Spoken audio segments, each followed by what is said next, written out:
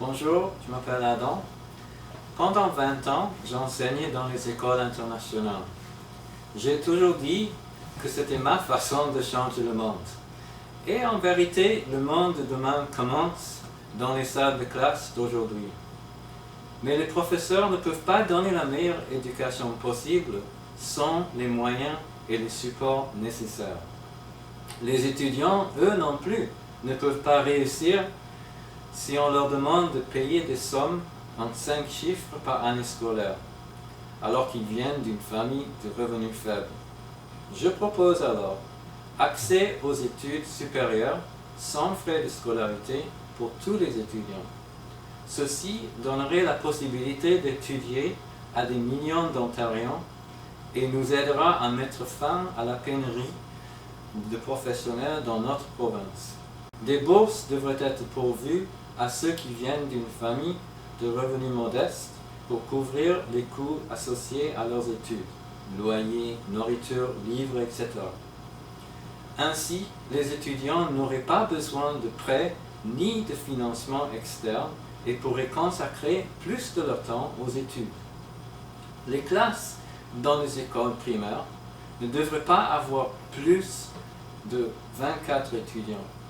Ainsi, les enfants qui ont des difficultés d'apprentissage auront l'attention qu'il leur faut et tous auront une expérience éducative améliorée.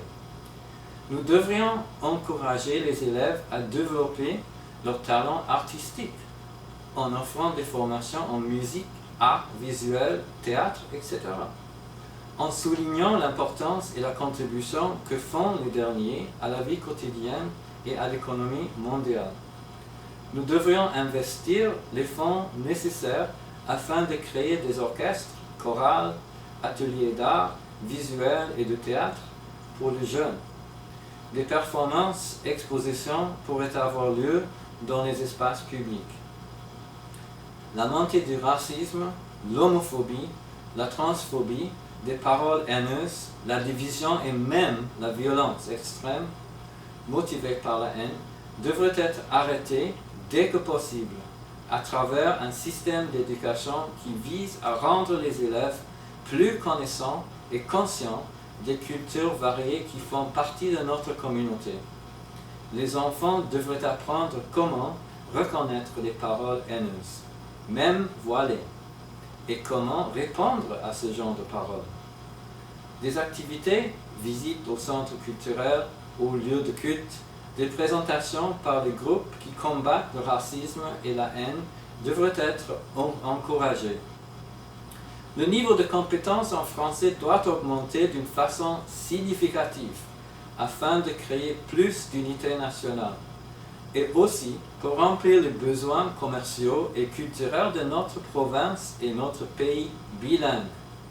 Je propose plus de contrôle au niveau des écoles.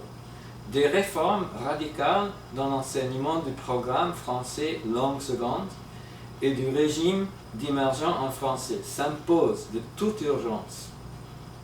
Les élèves devraient apprendre en outre du programme déjà en place les matières suivantes: les actualités, événements mondiaux, la responsabilité civile et la gouvernance, le pouvoir des paroles qui peuvent aider ou nuire si facilement, l'importance de la vérification des faits et comment les vérifier, être conscient des techniques employées par les médias et les créateurs de publicités, comment faire de la recherche en ligne et comment citer ce qu'on a appris, la culture générale et un peu de vocabulaire qui vient des langues des Premières Nations canadiennes.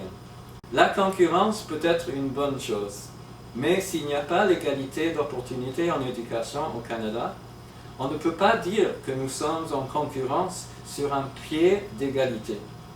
J'aimerais que notre système d'éducation en Ontario inspire la tolérance et l'unité et que nous préparons chaque étudiant pleinement pour une vie prospère et heureuse.